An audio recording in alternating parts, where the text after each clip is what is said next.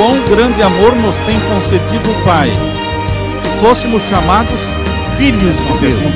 E eu e você temos que responder para nós mesmos: o que farei de Jesus? Chamado livro de Testemunhos, volume 9, página 189, diz assim: se nos humilhássemos perante o Senhor e fôssemos bondosos, o mexeriqueiro descobre o segredo. Deus dá e Deus cobra, mas Deus não cobra nada que Ele não deu antes.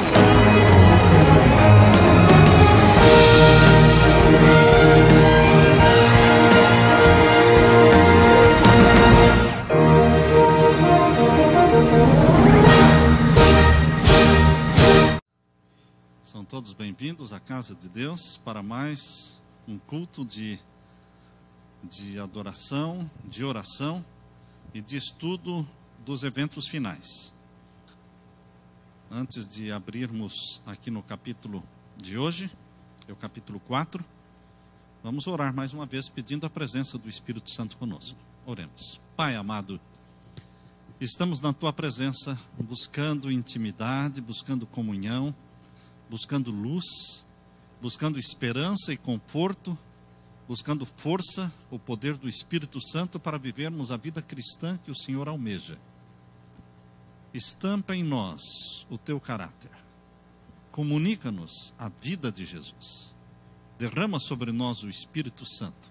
Abre a nossa mente para a Tua palavra, que será estudada neste momento. Em nome de Jesus. Amém. Capítulo 4 de eventos finais. A Igreja de Deus nos últimos dias. Entre mais de 40 mil igrejas cristãs que existem ao redor do mundo, Deus tem uma igreja remanescente, a Igreja de Deus presente na terra. E é muito importante entendermos este ponto, para sabermos por que é que Deus precisava de uma igreja a mais. Se existem mais de 40 mil, por que uma igreja a mais? Pois bem, Deus precisava de uma igreja que levantasse a bandeira da obediência aos mandamentos de Deus e da fé em Jesus Cristo. Na página 28 começa falando que Deus tem na terra uma igreja que está erguendo a lei que foi pisada e apresentando às pessoas o Cordeiro de Deus que tira o pecado do mundo. A lei que foi pisada foi lançada por terra durante a Idade Média, espezinhada, mas chegaria um momento em que esta verdade seria restaurada, e Deus levantou um movimento em 1844 para levantar esta bandeira diante do mundo, da lei pisada e do Cordeiro de Deus que tira o pecado do mundo. No mundo só existe uma igreja, diz aqui, que presentemente se acha na brecha, tapando o muro e restaurando os lugares assolados. Sejam todos cuidadosos para não clamarem contra o único povo que está cumprindo a descrição dada do povo remanescente, que guarda os mandamentos de Deus e tem a fé em Jesus. Deus tem um povo distinto, uma igreja na terra, não inferior a nenhuma outra, mas a toda superior em suas condições para ensinar a verdade, para vindicar a lei de Deus. Meu irmão, se você está ensinando que a Igreja Adventista do Sétimo Dia é Babilônia, você está errado. 1893, Deus escreveu através da sua serva esta mensagem. É uma tentação que surge de quando em quando pessoas chamando a Igreja Adventista do Sétimo Dia de Babilônia. Existe um clamor em Apocalipse capítulo 18, verso 4, sai dela, povo meu, sai de Babilônia. Muitos dizem, não, mas Babilônia é a Igreja Adventista do Sétimo Dia. E ela está orientada por Deus a falar, você está errado, ao apontar para a igreja remanescente de Deus, que levanta a bandeira da obediência aos mandamentos de Deus e a fé em Jesus Cristo, e chamá-la de Babilônia. Não, esta não é Babilônia, esta é a igreja remanescente. À medida que se aproxima o fim, e há um contínuo crescimento da obra, que tem por objetivo transmitir ao mundo a última advertência. Qual é a última advertência? As 3 mensagens angélicas. Torna-se mais importante para os que abraçaram a verdade, possuir uma compreensão clara tanto da natureza como da influência dos testemunhos que Deus, em sua providência, vinculou à obra da terceira mensagem angélica desde a sua origem. Deus então tem uma mensagem chamada de a última mensagem, o último apelo que será feito ao mundo para a conversão é a pregação das três mensagens angélicas. Mais embaixo na página diz: haverá pessoas pretendendo ter visões. Quando Deus lhe der um claro testemunho de que tais visões vêm dele, você pode aceitá-las. Mas não as aceite sob nenhum outro testemunho, pois o povo vai ser mais e mais desencaminhado em países estrangeiros e nos Estados Unidos. Quando alguém pretende estar recebendo visões de Deus ou sonhos de Deus, nós não devemos descartar, mas provar, usar o teste bíblico para vermos se realmente fala segundo a lei e o testemunho. A época de 1844 foi um período de grandes acontecimentos, expondo ao nosso admirado olhar a purificação do santuário que ocorre no céu. O movimento em 1844 girou em torno do santuário celestial. O santuário celestial era uma doutrina totalmente esquecida, soterrada, e começou a ser restaurada em 1844, quando o povo de Deus entendeu a razão do grande desapontamento do dia 22 de outubro de 1844. Começaram a entender então que existe um santuário no céu e que a purificação do santuário que ocorreria em 1844 não seria a volta de Jesus, mas realmente a obra que Jesus Cristo iniciaria no santuário do céu, no lugar santíssimo.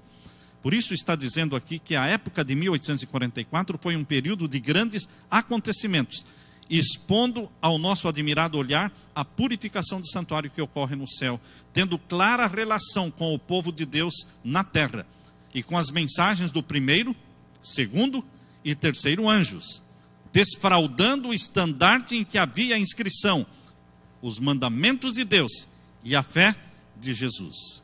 Quem mais levanta este estandarte no mundo? Só um povo, só uma igreja, só um movimento levanta esta bandeira: os mandamentos de Deus e a fé de Jesus. Um dos marcos dessa mensagem era o templo de Deus, visto no céu, por seu povo que ama a verdade, e a arca da lei, que contém a lei de Deus. A luz do sábado, do quarto mandamento, lançava seus fortes raios sobre o caminho dos transgressores da lei de Deus. A não imortalidade dos ímpios é um marco antigo. Não consigo, diz Ellen White, não consigo lembrar-me de alguma outra coisa que possa ser colocada na categoria de antigos fundamentos, marcos antigos da verdade de Deus. Quais são os marcos antigos da verdade de Deus que ela destaca aqui?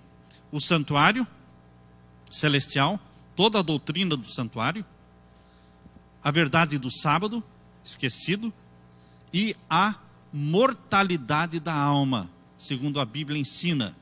Quando todos ensinam a imortalidade da alma, tanto as religiões pagãs, como as religiões, as igrejas cristãs estão ensinando a imortalidade da alma, nós lemos na palavra de Deus que toda alma que pecar, essa morrerá.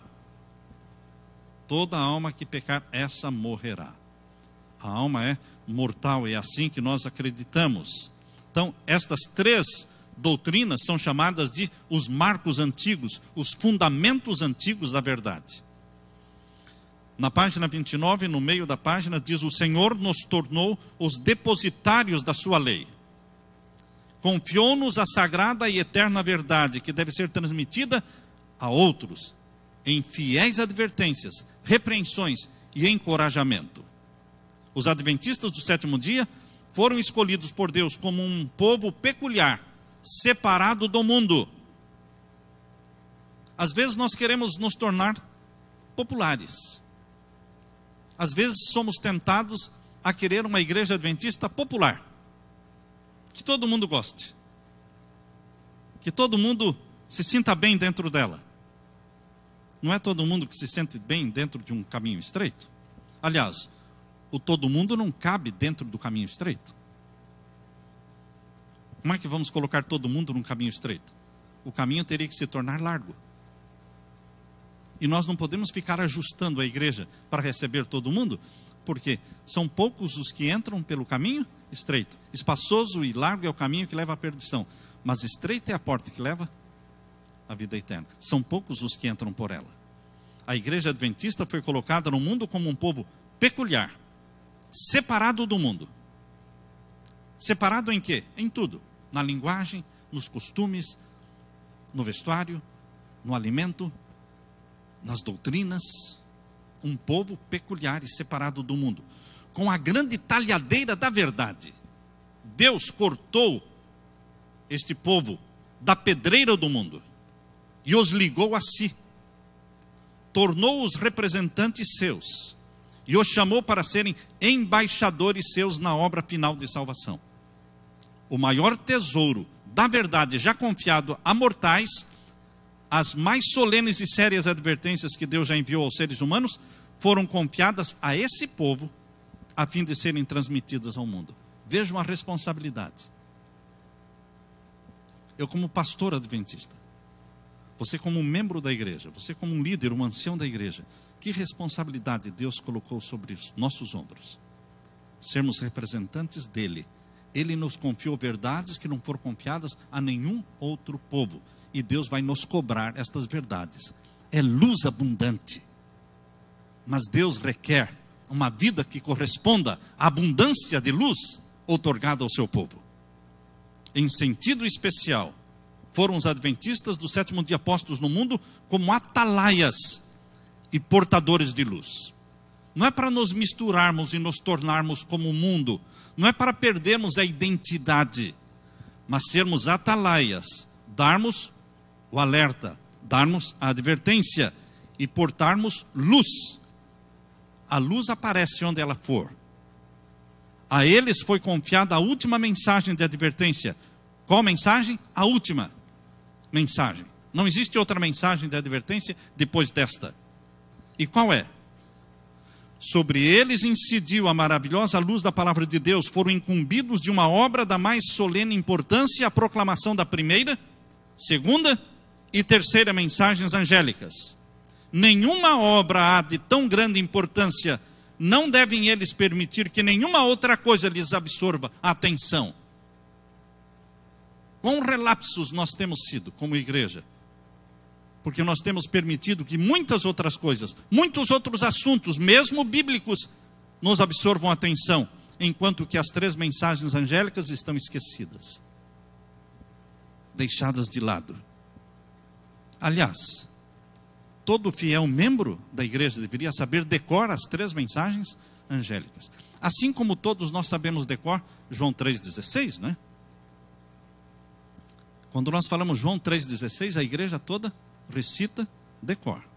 Porque Deus amou o mundo de tal maneira que deu o seu Filho unigênito, para que todo aquele que nele crê não pereça, mas tenha vida eterna. Todos sabem decor. Mas queridos, nós precisamos conhecer a última advertência que deve ser dada ao mundo e que Deus confiou a esta igreja, que está em Apocalipse 14, versos 6 a 12. Apocalipse 14, versos 6 a 12. As pessoas quase não estudam o Apocalipse. Apocalipse 14, versos 6 a 12. Recordando, refrescando a nossa memória. Capítulo 14 de Apocalipse, versos 6 a 12. Começa a primeira mensagem angélica. Verso 6. E vi outro anjo voar pelo meio do céu. E tinha o evangelho eterno. É chamado de evangelho eterno. O evangelho todos pregam. Mas o evangelho eterno, uma igreja prega, um povo prega. Porque o evangelho eterno não é só salvação em Jesus. O evangelho eterno também inclui a obediência aos mandamentos de Deus e o juízo celestial. Este é o evangelho eterno. Menciona aqui, para ser proclamado aos que habitam sobre a terra e a toda a nação, tribo, língua e povo, dizendo com grande voz: temei a Deus, dai-lhe glória. Portanto, a primeira mensagem angélica chama a atenção do mundo para temer a Deus, somente a Deus. Quem teme a Deus não teme ninguém mais. Foge da vida dele todo o medo, porque o amor a Deus espanta o medo. Tema a Deus somente e dai-lhe glória. Como? porque chegada é a hora do seu juízo. A primeira mensagem angélica diz que o juízo celestial não é meu, não é seu. É o juízo de Deus. Chegou a hora do seu juízo. O acusado número 1 no universo foi Deus o Pai. O acusador número 1 é Satanás. E a corte celestial, o tribunal celestial foi montado para defender o caráter do Deus Pai diante do universo. E Deus usa a vida de Jesus, a vida de Jó, a vida de Daniel, a sua vida para defender o Pai diante das acusações de Satanás. Por isso a Bíblia diz: temei a Deus, dai-lhe glória, porque chegou a hora do seu juízo, quando o nome de Deus será exaltado, a justiça de Deus será reivindicada, e todos terão que confessar que santo e justo é Deus. Esta é a primeira mensagem angélica. A segunda mensagem angélica, verso 8. E outro anjo seguiu, dizendo: caiu, caiu Babilônia, aquela grande cidade que a todas as nações deu a beber do vinho da ira da sua prostituição. Esta é uma mensagem pesada, porque todos os que rejeitam a primeira mensagem angélica entram no esquema de uma queda espiritual. Caiu, caiu Babilônia. Todos os que creram nesta mensagem de 1844 começaram a ser disciplinados, excluídos das suas igrejas, e as igrejas começaram a fechar as portas para esta mensagem. Então veio a segunda mensagem angélica: caiu, caiu Babilônia. Tem Babilônia mãe, Babilônia filhas. E agora vem a terceira mensagem angélica, verso 9. E seguiu-se o terceiro anjo, dizendo com grande voz: se alguém adorar a besta e a sua imagem. Existe no capítulo 13 de Apocalipse a besta que subiu do mar. Existe ali também a besta que subiu da terra. São duas bestas, uma chamada besta, a outra a imagem da besta.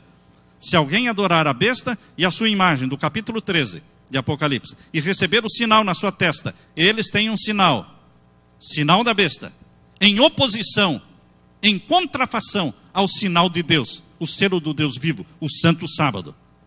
E aqui diz: se alguém receber o sinal da sua testa ou na sua mão, também o tal beberá do vinho da ira de Deus, que se deitou não misturado no cálice da sua ira, e será atormentado com fogo e enxofre diante dos santos anjos e diante do Cordeiro. Queridos, e o verso 12 termina dizendo: aqui está a paciência dos santos. Aqui estão os que guardam os mandamentos de Deus e a fé de Jesus. Os que ousam pregar essa mensagem são chamados os santos de Deus dos últimos dias. Estes são os santos de Deus dos últimos dias, os que guardam os mandamentos de Deus e têm a fé em Jesus. Na página 29, irmãos, bem embaixo diz que aumentando o nosso número como igreja, foi aumentando, foi crescendo o número de adventistas, tornou-se evidente que sem alguma forma de organização haveria muita confusão. Era necessária uma organização, porque a igreja estava crescendo. A organização melhor, era indispensável para prover a manutenção do ministério, para levar a obra a novos campos, para proteger dos membros indignos tanto as igrejas como os pastores, para a conservação das propriedades da igreja, para a publicação da verdade pela imprensa, para muitos outros fins. O Espírito de Deus iluminou, mostrando que deveria haver ordem e perfeita disciplina na igreja. Portanto, a igreja começou a ser organizada. Por quê? No céu, a ordem é a primeira lei. A ordem é a lei do céu, diz na página 30. E deveria ser a lei do povo de Deus sobre a terra. Então a igreja foi organizada de uma forma maravilhosa, orientada por Deus. Na página 30 diz que Satanás se regozijaria se alcançasse êxito em seus esforços de penetrar no meio deste povo e desorganizar a obra num tempo em que a organização integral é essencial. É necessário organização. E a Igreja Adventista do Sétimo Dia é uma igreja organizada. Desde o membro formando uma igreja, desde as centenas de igrejas formando uma associação, desde as associações 5, 6, 7, 8, 10 associações formando uma união, e 4, 5 uniões formando uma divisão, e então as 13 divisões do mundo formando então a Associação Geral da Igreja Adventista do Sétimo Dia. Existe uma ordem, existe uma organização. O dízimo que entra na igreja local permanece cerca de 60% na associação local, cerca de 40% sobe para união, divisão, associação geral, alcançando todos os níveis da igreja, com o dízimo que entra na igreja local, alcançando também os missionários que estão em além-mar. É uma organização séria. E queridos, esta organização foi orientada por Deus. Alguns têm apresentado a ideia de que ao nos aproximarmos do fim, cada filho de Deus agirá independentemente de qualquer organização religiosa. Eu sou independente, eu vou fazer do jeito que eu quero. Não, se você é membro da Igreja Adventista, você não faz do jeito que você quer. Existe um padrão, existe um esquema, existe uma regra. E aqui diz: fui instruída pelo Senhor de que nesta obra não há isso de cada qual ser independente. À medida que nos aproximamos da crise final, em vez de achar que há menos necessidade de ordem harmoniosa e harmonia de ação, devemos ser mais sistemáticos do que temos sido até agora. Deus investiu sua igreja com especial autoridade e poder, que ninguém tem razão em desrespeitar e desprezar, pois ao proceder assim, estará desprezando a voz de Deus. 1875. Deus tem uma igreja e revestiu-a de autoridade. Deus concedeu o mais alto poder abaixo do céu à sua igreja. É a voz de Deus em seu povo, reunido na qualidade de uma igreja que deve ser respeitada. Porém, esta igreja também é cirandada por Satanás. Esta igreja de Deus também é cirandada como o povo judeu foi cirandado por Satanás. Esta igreja também tem joio dentro dela. Você não vai encontrar uma igreja de Deus sem joio. O joio cresce junto com o trigo. E nós vamos encontrar líderes comprometidos com Jesus Cristo e vamos encontrar líderes comprometidos com o mundo. Por isso, nesse texto que se segue a partir da página 31, está falando: Cristo diz o seguinte, daqueles que se ufanam da sua luz, mas não andam nela. Se orgulham da luz, mas não a praticam. Vejam o que Deus fala: por isso eu vos digo que haverá menos rigor para Tiro e Sidom no dia do juízo do que para vós outros. E tu, Cafarnaum, e quando Ellen White citou Cafarnaum, colocou entre parênteses ali, adventistas do sétimo dia que tiveram grande luz, que te ergues até os céus, com referência aos privilégios recebidos, serás abatida até os infernos, porque se em Sodoma tivessem sido feitos os prodígios que em ti operaram, teria ela permanecido até hoje. A igreja está na condição laodiciana, por isso que Apocalipse 3 menciona a sétima carta de Apocalipse, é a igreja de Laodiceia, e nós somos a igreja de Laodiceia, e aquela mensagem laodiciana se aplica a nós. A mornidão da igreja atinge a maioria, mas existem os cristãos puros e quentes, aquecidos pelo Espírito Santo, embora a maioria esteja numa mornidão. Na página 31, queridos, no meio da página, existe também a advertência. Embora Ellen White tenha depositada confiança na liderança da igreja, ela disse que houve momentos na história da igreja adventista em que ela ficou desanimada, quando percebeu também que existia joio. Será que hoje é diferente? Não, irmãos. Não era diferente naquele tempo, não é diferente hoje. Seria uma presunção nossa acharmos que hoje a igreja é só trigo. Não, não é só trigo. O joio está presente entre os membros, entre liderança, enfim. E ninguém pode julgar ninguém. Ninguém está na capacidade ou na posição de dizer quem é trigo e quem é joio. Só o Espírito Santo. Mas quando nós lemos estas advertências que ela fez naquele tempo, e o que vamos ler agora foi de 1895, devemos lembrar que foi uma ocasião pontual em que ela fez essa observação. Nos últimos 26 anos da vida de Ellen White, ela morreu em 1915, nos últimos 26 anos, ela nunca mais falou isso.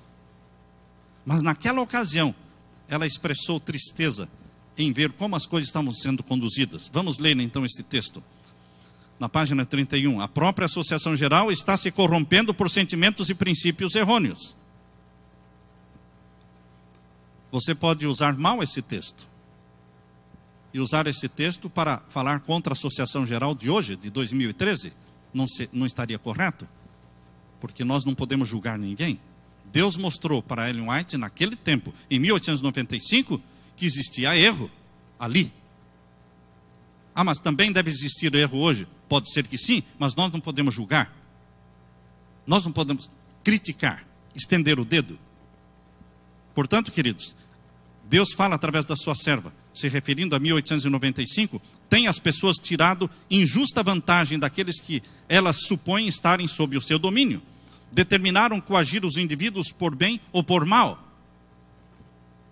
Há países em que há líderes e que agem por coagindo os obreiros, em que fazem dos pastores escravos, tirando-lhes totalmente a liberdade.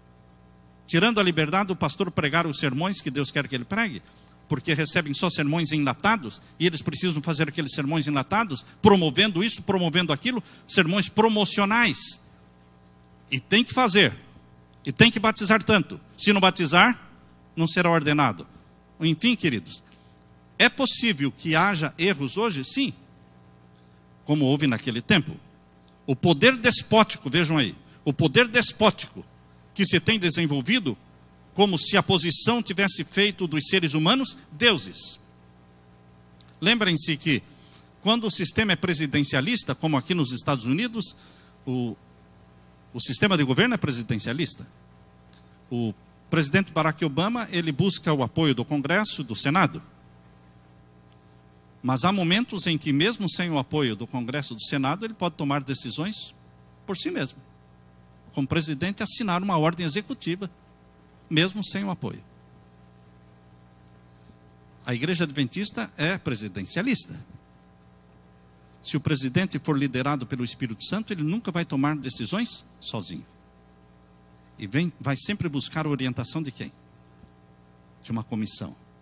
De muitas mentes pensando ao mesmo tempo.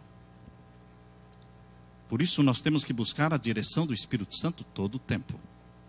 Porque há perigo no presidencialismo de usar o poder com despotismo.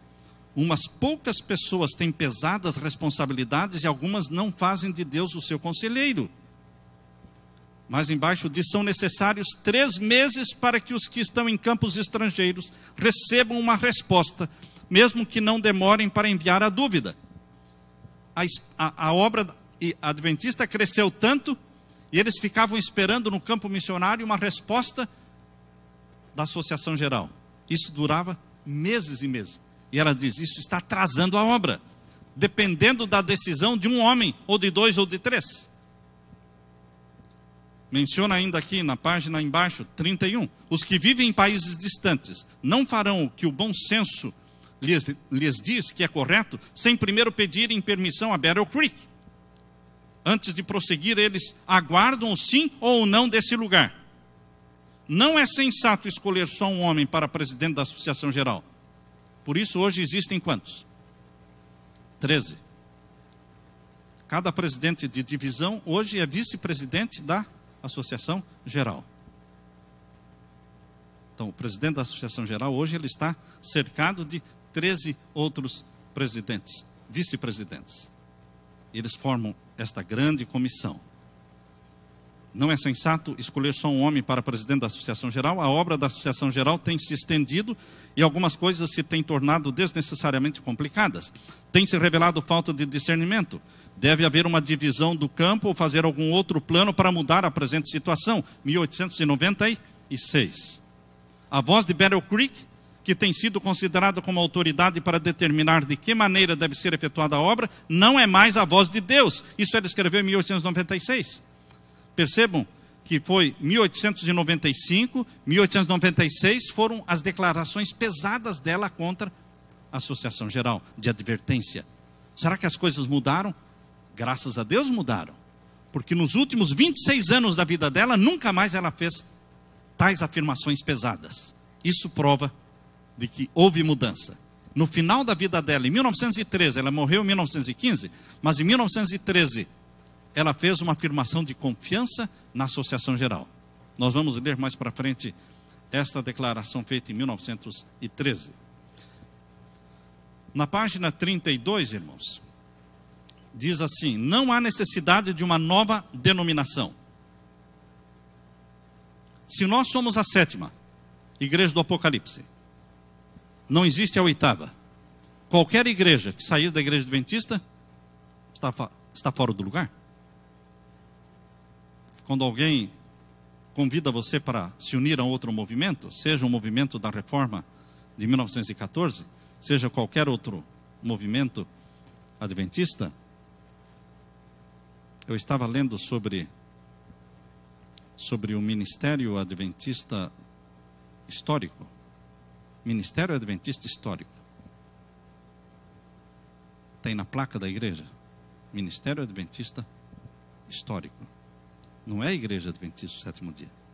É uma igreja que está se formando, buscando, dizendo ser mais pura, mais santa. Queridos, está fora de lugar. Se a nossa igreja é a 7ª, não existe lugar para a 8ª, nem para a 9ª. É a última. Temos problemas? Lógico que temos problemas. Porque a nossa igreja é formada por seres humanos pecadores. Mas Deus não precisa de uma 8ª. É o último povo na terra. É a última geração.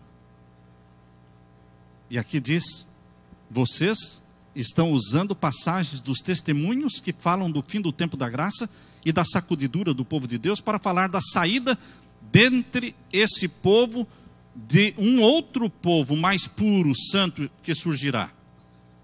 Pessoas que torciam os testemunhos naquele tempo, há pessoas que torcem os testemunhos hoje, chamando as pessoas para que saiam da igreja.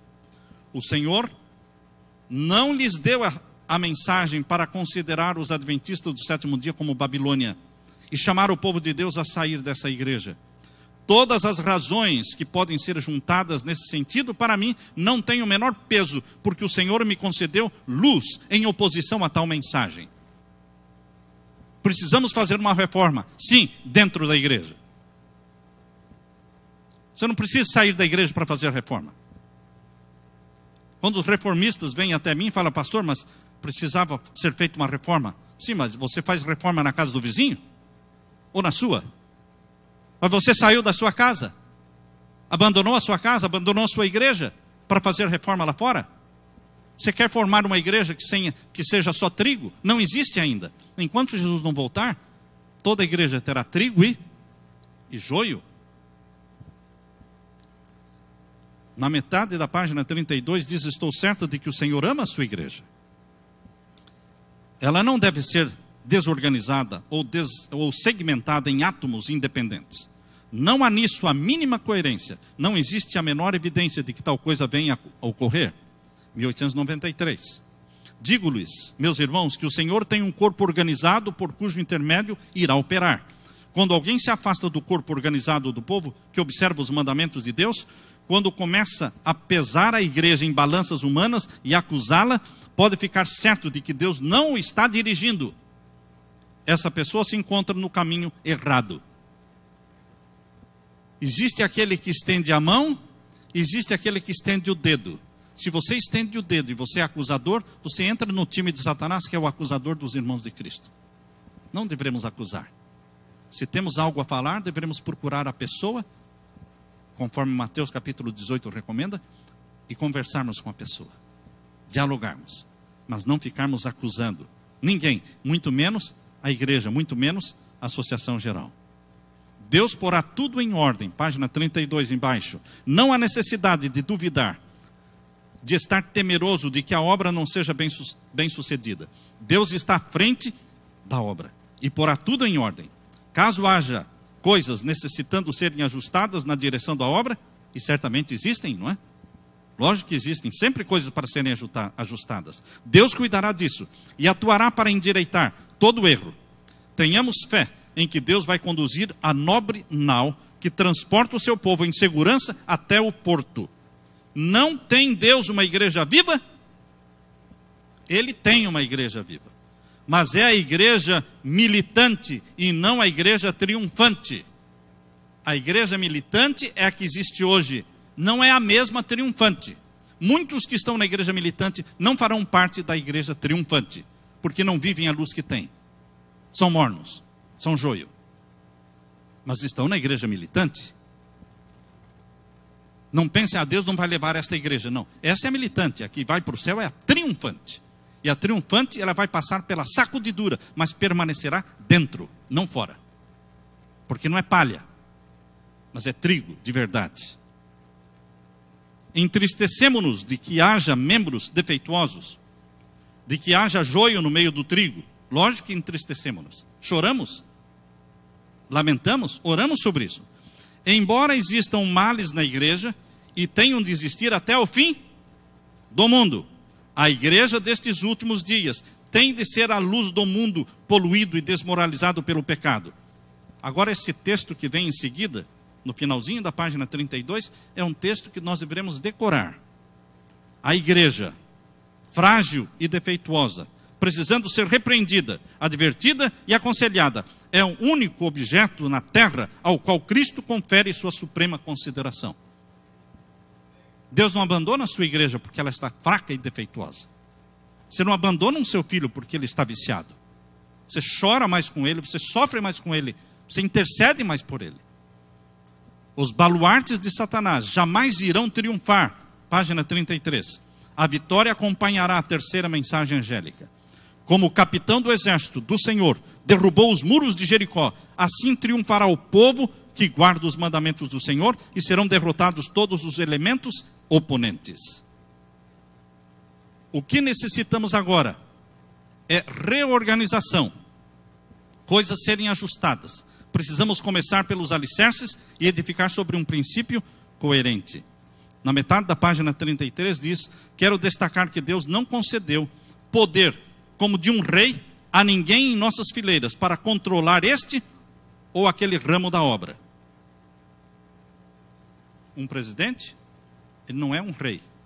Ele precisa ouvir os conselhos e o que a mesa tem a dizer. E quando a mesa for formada por vaquinhos de presépio que só sabem dizer sim, sim, sim, Deus vai ter alguém ali para chamar a atenção. Porque uma mesa, seja a nível de igreja, de associação, de união, de divisão, não é para ser formada por pessoas que só concordam. Precisamos ser todos racionais e dizer não quando a razão nos pedir que digamos não. Mesmo que percamos a amizade, mesmo que desagrademos, mas nós temos que ser racionais e fiéis à intuição que o Espírito Santo dá.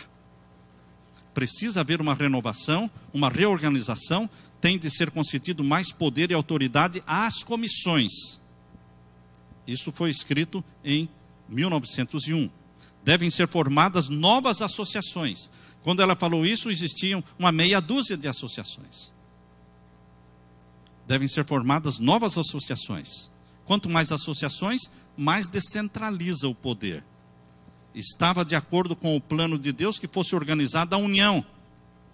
Para descentralizar o poder da associação geral, foram criadas as uniões, para que as decisões não fossem feitas somente pela associação geral. Não é necessário pedir conselho de Battle Creek, a milhares de quilômetros de distância, e ter de esperar semanas pela resposta. Aqueles que se encontram no próprio local devem decidir o que tem de ser feito. Este é um princípio que pode ser aplicado hoje também. Vejam sobre a criação das uniões na página 34.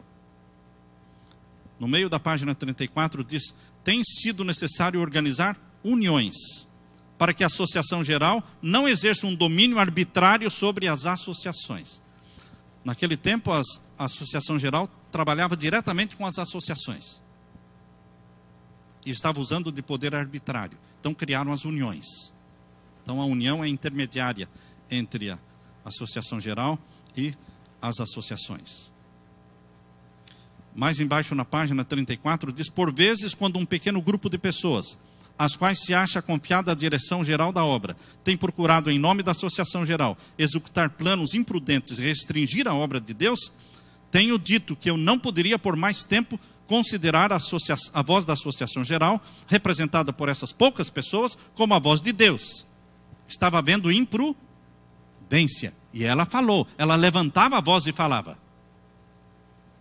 Por isso alguém, não gostando da forma como ela estava falando, arrumou uma viagenzinha para ela, para a Austrália. Quando ela foi enviada para a Austrália, ela estava doente e poderia ter morrido no caminho, na viagem, longa viagem de navio. E muitos teriam ficado muito felizes se ela morresse mesmo. Mas, lá da Austrália, ela continuou escrevendo cartas e repreendendo líderes que estavam sendo imprudentes. Então, queridos, o que tem que ser dito, tem que ser dito. E ela falava. E assim tem que ser hoje também. A igreja é de Deus, mas nós somos falhos. E quando estamos falhando, alguém tem que ter a coragem de chegar em particular e falar. Com amor, mas tem que falar. Deus ordenou que os representantes da sua igreja, de todas as partes da terra, quando reunidos numa assembleia geral, devam ter autoridade. Ellen White coloca muita autoridade na assembleia da Associação Geral, que se reúne com representantes do mundo todo. Esta reunião se realiza de 5 em 5 anos. Os problemas sérios que a igreja enfrenta, seja de doutrinas ou seja de disciplina, esses problemas precisam ser trazidos para que sejam tratados e decididos a nível de assembleia em sessão. Assembleia Geral em sessão, que acontece de 5 em 5 anos. Ali então está a voz de Deus falando através destes milhares e milhares de representantes.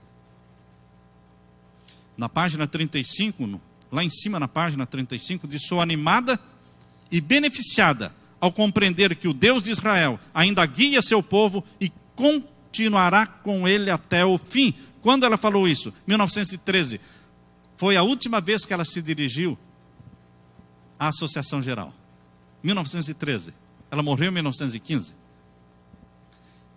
Depois de 26 anos, ou 25 anos, quando ela falou de que realmente estava triste pelo que estava acontecendo, agora, no final da sua vida, ela diz o quê? Vamos ler de novo. Sou animada e beneficiada ao compreender que o Deus de Israel ainda guia o seu povo e que continuará com ele até o fim.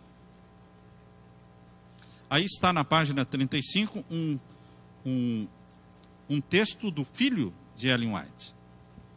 Ele comenta que a sua mamãe considerava a experiência da igreja remanescente, e falei sobre o seu ensino positivo de que Deus não permitiria que essa denominação apostatasse tão completamente a ponto de aparecer outra igreja.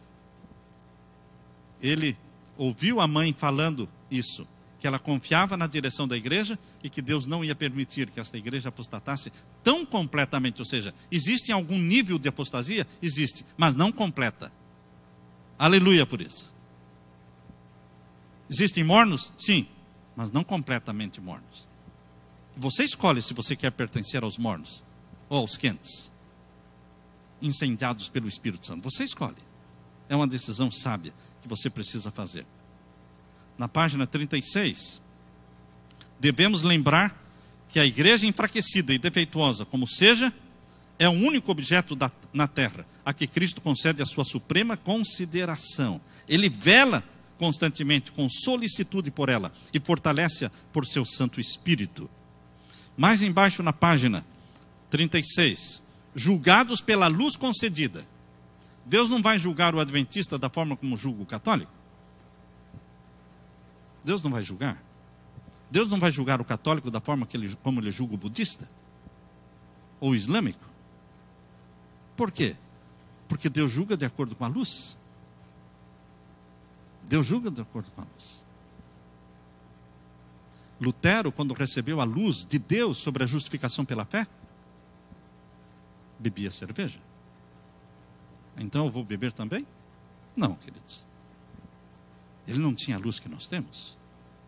Guilherme Miller, quando recebeu a luz de Deus sobre as 2.300 tardes e manhãs, ele guardava o domingo e morreu guardando o domingo. Ah, então também eu vou guardar o domingo? Não, ele não tinha a luz que nós temos hoje. Deus exige de cada um de acordo com a luz recebida. Por isso pesa sobre nós, adventistas, uma responsabilidade maior. Vamos ler este texto. Página 36 embaixo. Nas balanças do santuário há de ser pesada a igreja adventista do sétimo dia. Ela será julgada pelos privilégios e vantagens que tem desfrutado Que igreja tem uma mensagem mais poderosa do que a nossa? Que igreja tem tantos livros sobre saúde como nós temos? Orientações sobre colégios, internatos, educação. Luz divina sobre as profecias. Uma luz abundante, celestial. Mas Deus exige uma vida correspondente a essa luz. Se sua experiência espiritual não corresponder às vantagens que a preço infinito Cristo lhe concedeu, se as bênçãos que lhe foram conferidas não a habilitarem para fazer a obra que lhe foi confiada, sobre ela será pronunciada a sentença achada em falta. Pela luz que lhe foi concedida, pelas oportunidades dadas, será ela julgada. Isso me faz tremer, irmãos. Isso me faz tremer. Deus não vai julgar um pastor da forma como julga um membro da igreja. Deus não vai julgar o ancião da forma como ele julga um membro da igreja. Deus julga cada um de acordo com a responsabilidade, a luz dada. No dia 18 de fevereiro de 1902, se queimou até as cinzas o sanatório adventista de Battle Creek, mostrando o desagrado de Deus. No dia 30 de dezembro de 1902, no mesmo ano, queimou a Review and Herald, a casa publicadora adventista. Queimou até as cinzas. Depois queimou também o tabernáculo, a maior igreja que tínhamos. Queimou até as cinzas. E os bombeiros de Battle Creek, eles diziam, é interessante, o fogo adventista é diferente, porque não apaga. O fogo adventista não apaga, queima tudo. Porque era um fogo mandado por Deus, porque Deus queria espalhar a obra. E Battle Creek estava concentrando. Era um saleiro cheio de sal. Para que vale um saleiro cheio de sal? Para que vale? Que utilidade tem um monte de sal dentro do saleiro, meu irmão? Me diga. Para nada. A menos que o sal saia do saleiro. A menos que o sal se misture com o alimento, a menos que os cristãos se misturem com o povo, com as multidões, o evangelho não será levado ao mundo. E hoje nós vemos novamente nossas instituições ao redor das universidades adventistas, aquilo ali virou um verdadeiro saleiro. Você pode ver dentro de uma igreja um pregador, um pastor pregando e quem sabe 40, 50 outros assistindo. E centenas de igrejas sem pastor para pregar, sem líderes para pregar. Deus não quer que nós nos concentremos dentro do saleiro. Deus quer que o sal se misture com a massa. Vós sois o sal da terra. Portanto, Deus fez esta obra em Battle Creek, espalhou aí. Foi quando a Associação Geral também saiu de Battle Creek, porque estava tudo em Battle Creek. E Battle Creek era um centro de mexerico, de disque-disque. Deus não quer que o seu povo fique todo aglomerado num só lugar e o mundo morrendo sem a luz. Não. Ide ao mundo. Ide ao mundo. Jesus fez isso quando os cristãos estavam concentrados em Jerusalém. Jesus permitiu o quê? A perseguição. E a perseguição de Atos, lá, Atos capítulo 2, 3, 5, ali no início de Atos você vê que a perseguição espalhou os cristãos, que se espalharam pelo mundo todo. E o evangelho alcançou o mundo. Na página 37, a história de Israel é uma advertência para os nossos dias. Nestes últimos dias, o povo de Deus será exposto aos mesmos perigos que o antigo Israel. Os que não aceitarem as advertências que Deus dá, cairão nos mesmos perigos que o antigo Israel. Israel era a igreja de Deus naquele tempo? Sim. A igreja adventista é a igreja de Deus hoje? Sim. Mas não poderemos ficar nos orgulhando disso. Pesa sobre nós, como pesava sobre eles a responsabilidade. Eles falharam na missão que Deus deu para eles. Eles se tornaram exclusivistas, santarrões. Nós não poderemos ser exclusivistas, porque a maioria do povo de Deus, a maioria dos sinceros que hão de se salvar, ainda estão espalhados por todas as igrejas e religiões do mundo. E nós temos que nos voltar para eles. São irmãos nossos.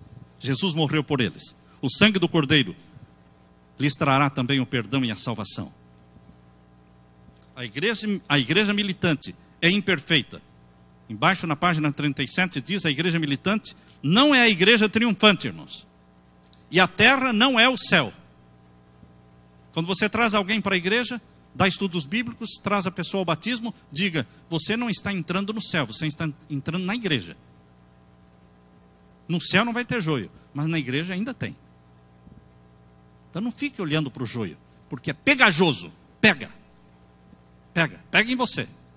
É a lei da contemplação. Se você contempla o joio, você acaba virando joio. Não fique olhando, não. Ah, mas e os pecados na igreja? E aquilo que está... Vai buscar os perdidos que estão lá fora. Não fique prestando atenção nos mornos que estão dentro da igreja. Não perca muito tempo com eles. Vai buscar os sinceros de Deus que estão lá fora. A igreja militante não é perfeita. E a terra não é o céu. A igreja se compõe de homens e mulheres errantes e imperfeitos, que são apenas alunos na escola de Cristo, a fim de serem preparados, disciplinados, educados para esta vida e para a vida futura e imortal. Algumas pessoas parecem pensar que ao entrar na igreja verão suas expectativas cumpridas e só encontrarão os que são puros e perfeitos. Essas pessoas zelosas, ao verem as faltas nos membros da igreja, dizem: abandonamos o mundo para não nos associarmos com os indivíduos maus, mas aqui também está o mal. Sim, é um hospital, tem doentes. Não fique falando mal dos doentes dentro do hospital, eles estão no lugar certo.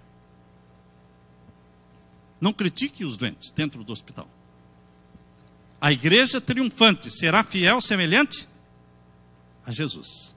A igreja triunfante, na última página 38, diz: a obra está prestes a ser concluída. Os membros da igreja militante, que se houverem demonstrado fiéis, farão parte da igreja triunfante. E a igreja triunfante, ninguém sabe quem fará parte dela. O Espírito Santo sabe. E você tem que se esforçar para estar entre os remanescentes triunfantes. O semblante de Jesus irradiava o quê? Compaixão. A conduta de Jesus era caracterizada pela graça, pela humildade, pela verdade, pelo amor. E todo membro da sua igreja militante deve manifestar as mesmas qualidades se deseja fazer parte da igreja triunfante.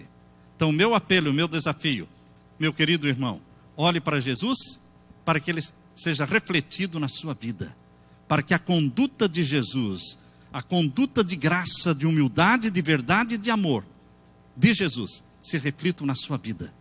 E você faça parte da igreja triunfante do nosso Deus. Amém? Amém. Deus seja louvado.